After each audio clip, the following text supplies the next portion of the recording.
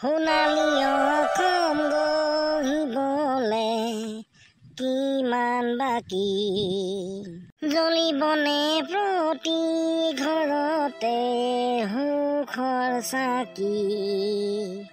নজ্বলেও মৰম নজ্বলে কোনোদিন অসমত আৰু সুখৰ চাকি নজ্বলে আৰু। যি নেকি ভাৰত চৰকাৰে সেই কা আইনখন বোলে অসমত বলবৎ কৰি দিলে, ক'ত আৰু সুখৰ চাকি জ্বলিব। তাকেইতো সেই কাখন বলবৎ নহ'বৰ কাৰণে আমাৰ অসমৰ অসমীয়া মানুহবিলাকে বা ছাত্ৰ সংগঠন হওক বা কৃষক মুক্তি সংগ্ৰাম সমিতি হওক বাকী আন সেই ছাত্ৰ সংগঠনবিলাকেও কিমান আন্দোলন কৰিলে ন।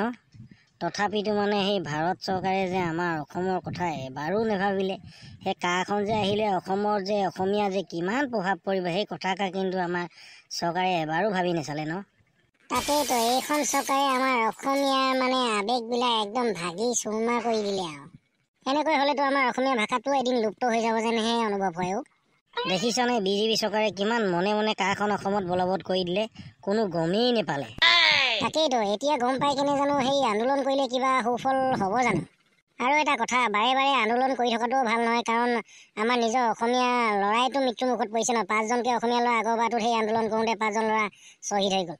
এতিয়াও কিজানি আকৌ যদি আন্দোলন কৰা হয়, কিজানি আকৌ যদি 4-5জন আহি আমাৰ অসমীয়া ককাই ভাই হেৰুৱাব লাগিব ন আমি।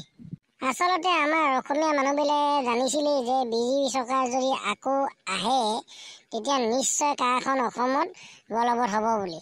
সেই কথা জানি বুজিও যে আমাৰ মানুহবিলাকে যে সেই বিজেপিকে ভোট দি যে জয়যুক্ত কৰিলে, সেইবিলাক জানো আমাৰ নিজৰে ভুল নহয় জানো। আমি সেই জানি বুজিয়ে ভুল কৰিলোঁ ন, বিজেপিক জিকালোঁ। এতিয়া সেই ভুগি আছোঁ আৰু। আৰু এটা কথা, আন্দোলন কৰিলে সেই আন্দোলনৰ প্ৰভাৱটো কাৰ ওপৰত পৰিব? আমাৰতো জনসাধাৰণৰ ওপৰতে জানো নপৰিব জানো? আমিয়ে আন্দোলন কৰিম, আমাৰ ওপৰতে জানো আকৌ প্ৰভাৱটো নপৰিব জানো?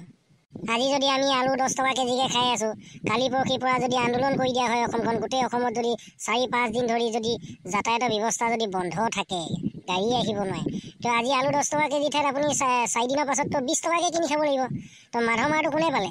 আমি আকৌ সেই জনসাধাৰণ যিখিনি আন্দোলন কৰিলোঁ সিহঁতি পালে নাই? তই কিন্তু এইষাৰ কথা ভাল কথা এটা চিন্তা কৰিছ দেই। আমিয়ে আন্দোলন কৰিম, আকৌ মাধৰ মাৰটো আমাৰ ওপৰতেই পৰিব নহয়। সেইটোৱেতো কথা ন। সেইটো কাৰণে আন্দোলন কৰি একো লাভ নাই। আৰু এটা কথা, আন্দোলন কৰিব নালাগে বুলিও মই কোৱা নাই, কিন্তু আন্দোলন কৰিলেও মানে প্ৰতিবাদ কৰিলেও আপোনাৰ সেই গাড়ী-চাড়ীবিলাক সেই যাতায়াতৰ বস্তুটো খোলা ৰাখিব লাগে। অন্ততঃ মানে সেই মালবাহী ট্ৰাকবিলাক মানে খোলা ৰাখিব লাগে। তেতিয়া অন্ততঃ সেই বস্তুবিলাক যিমান দামত এতিয়া কিনি খাইছোঁ সিমান দামতে থাকিব। নহ'লেতো আকৌ যদি সেইবিলাক গাড়ী যদি বন্ধ কৰি দিয়া হয়, আহিবলৈ যদি বন্ধ কৰি দিয়া হয়, তেতিয়াহ'লেতো বস্তুৰ দাম বাঢ়িবই ন। বাকী গাড়ীবিলাক বন্ধ কৰি দিয়ক, বাকী যাতায়াতৰ বস্তু ব্যৱস্থাবিলাক বন্ধ কৰি দিয়ক, কিন্তু সেই মাল অনা নিয়া কৰা গাড়ীবিলাক খালি বন্ধ কৰি দিব নালাগে। নহ'লেতো আজি আন্দোলন কৰিম, কালি আকৌ বোলে আলু 20 টকাকৈ কিনি খাবলগীয়া হৈছে, আমাৰেতো অৱস্থা বেয়া হ'ব ন। মাথা ডাঙৰে এইটো কিন্তু একদম ৰাইট কথা কৈছ আকৌ। যদি প্ৰতিবাদ কৰি যদি সেই মাল চাল অনা নিয়া বস্তুবিলাক আলু পিঁয়াজ অনা গাড়ীবিলাক যদি আমি বন্ধ কৰি দিওঁ ন, কালিলৈতো আমিয়ে দাম দি খাব লাগিব ন। সেইটো কাৰণে মই ভাবোঁ সেইবিলাক গাড়ী খোলা ৰাখিব লাগে। বাকী সেই পেচেঞ্জাৰ গাড়ী হওক, ব্যক্তিগত গাড়ী হওক, সেইবিলাক চব বন্ধ কৰি দিব পাৰে, কিন্তু এই মালবাহী ট্ৰাক চাকবিলাক কিন্তু সদায় খোলা ৰাখিব লাগে দেই। কেলে দেখা নাই আগতে আমি 60 টকা 70 টকা দি কিনে মিঠাতেল 1 লিটাৰ আনিছিলোঁ। যেতিয়া সেই কা আইনখন বলবৎ হ'ব বুলি যে আগৰবাৰটো যে আমাৰ অসমত যে আন্দোলন হৈছিলে যে, যি নেকি সেই 5জন যে শ্বহীদ হৈছিলে যে, তেতিয়া টাইমত যে আন্দোলন কৰোঁতে যে সেই আন্দোলন কৰাৰ আগততো সেই 80-90 টকাই আছিলে 1 লিটাৰ মিঠাতেলৰ দাম। এতিয়া দেখা নাই সেই যেতিয়া আন্দোলন হ'ল, সেই আন্দোলনৰ পাছৰ পৰাতো আমি 1 লিটাৰ মিঠাতেলত 150 টকা 200 টকা পৰ্যন্ত পাই গৈছিলে। সেইবিলাকতো প্ৰভাৱেই পৰিছিলে ন। বগামূলা তই ঠিকেই কৈছে, এইটোতো আন্দোলনৰ প্ৰভাৱেই ন। দেখা নাই এতিয়ালৈকে সেই মিঠাতেলৰ দাম কমাই নাই। যি নেকি 60-70 টকা লিটাৰ খাইছিলোঁ, এতিয়াও সেই আমি 190 টকা 150 টকা দি খাবলগীয়া হৈ আছে। সেইটো কাৰণে আন্দোলন কৰিলেও কেতিয়াও সেই মালবাহী ট্ৰাকবিলাক বন্ধ কৰি দিব নালাগে, নহ'লে সেই ভৱিষ্যতলৈকে আমিয়েই অসুবিধাত পৰিম। ধনীবিলাকেতো 1 লিটাৰ মিঠাতেলৰ দাম 500 টকা হ'লেও সিহঁতে কিনি খাব পাৰিব, কিন্তু আমাৰ দুখীয়া শ্ৰেণীৰ মানুহে যি নেকি 1 কেজি চাউলৰ কথা চিন্তা কৰোঁ, সেইজন মানুহে আকৌ কেনেকৈ 1 লিটাৰ মিঠাতেল কিনি আনিব সেই কথাটো আমাৰ অসমৰ জনসাধাৰণে বুজি পাব লাগে কথাবিলাক। প্ৰতিবাদ মানেই যে আন্দোলন মানেই যে গোটেই গাড়ী ঘোঁৰা চব যে একদম বন্ধ কৰি দিওঁ, সেইটো কথা নহয়। অলপ ভাবি চাব দেই বন্ধুসকল। কি হ'ল ল'ৰাকেইটা, বৰ বেলেগ বেলেগ আলোচনা কৰি থকা শুনি পাইছোঁ যে? নাই ছাৰ, এই অসমত বোলে সেই কাখন বোলে বলবৎ কৰি দিলে বুলি কোৱা শুনিছোঁ। তাকেই আৰু তিনিটাই সেই তাৰ বিষয় লৈ অকণমান কথা পাতি আছোঁ আৰু। দেখিছনে কিমান মনে মনে কামবিলাক কৰি পেলালে চৰকাৰে, গমেই নাপালে আমাৰ জনসাধাৰণবিলাকে।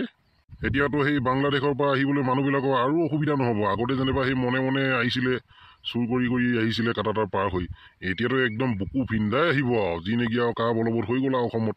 এতিয়া বাংলাদেশ, আফগানিস্তান হওক বা পাকিস্তানৰ পৰা একদম বিন্দাছকৈ বুকু ফিন্দাই আহিব। কাৰণ সিহঁতকতো অসমততো একদম ভাৰত চৰকাৰে স্বীকৃতি দি দিলে, আহিব পাৰিব সিহঁতে। আৰু আমাৰ অসমৰ অসমীয়াই যদি সিহঁতক খেদিব বিচাৰোঁ, আমাকেই জেলত ভৰাব।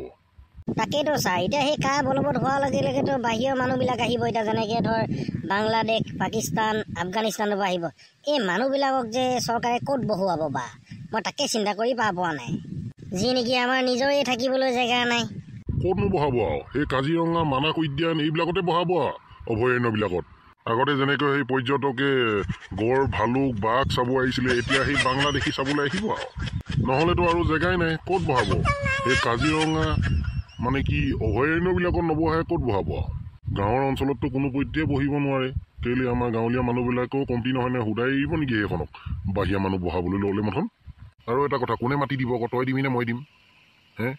আৰু এটা কথা ছাৰ, সেই মামাই এই কাখন বলবৎ হোৱাৰ পাছৰ পৰাই একদম লগে লগে গোটেই গাঁৱে ভূঞে চহৰ অঞ্চলবিলাকতো একদম 144 ধাৰা দি দিলে নহয়।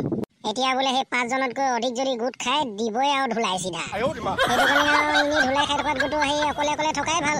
আকৌ মটৰচাইকেলতো দুটা যাব দিয়া নাই নহয়, অকলেহে চলাই যাব দিছে। দুটা গ'লে বোলে সেই কামাণ্ডো একদম গোটেই কামাণ্ডোৱে মেলি থৈছে ন মামাই। কামাণ্ডোৱে পুৰা গৰু ধুলাইহে দিব আৰু। সেইটো কাৰণে মই ভাবোঁ এইকেইদিন ঘৰত সোমাই থকাই ঠিক আছে আৰু। আৰে সেইটোতো অসমত মানে সেই পুলিচৰ পদবিলাক খুলি দিছিলে ন মামাই, যাতে পাছলৈ আন্দোলন হ'লে সেই পুলিচবিলাকক মেলি দিব পাৰে। এইবিলাক মামা কমটি টেঙৰ বুদ্ধি বুলি আহিছ নেকি? কমটি পুলিচ উপাক ৰাখিছে নেকি আমাৰ অসম চৰকাৰে এতিয়া? একদম ইণ্টাৰভিউ লৈ কিমান ল'ৰা পুলিচ পালে দেখা নাই? এইবিলাক কি কৰিব এতিয়া? সেই আন্দোলন চান্দোলন হ'লে মথন সেই নমাই দিব সেই চৰকাৰে, যাকে তাকে উধাই মুধাই ধুলাই দিব। সেইটো কাৰণে এই 4-5টা লগ খাই এইকেইদিন ওলাই নুফুৰিবিয়ে দেই, তহঁতক কৈছোঁ। ছাৰ, এতিয়া জানো কাখন আকৌ বাতিল কৰিব পাৰিব জানো? সেইটো কথাটো নেজানিছোঁ, সেইটো চৰকাৰেহে গম পাব, বাতিল কৰিব আকৌ পাৰিবই নে নোৱাৰে নে। যি নেকি গৃহীত হৈ গ'ল যদিতো হয়তো নোৱাৰিবও পাৰে। যদি আন্দোলন কৰি থাকে হয়তো কৰি দিবও পাৰে, সেইটো নেজানিছোঁ আৰু। বাৰু এতিয়া সেইবিলাক বাদ দে, চৰকাৰে চৰকাৰী কাম কৰি আছে।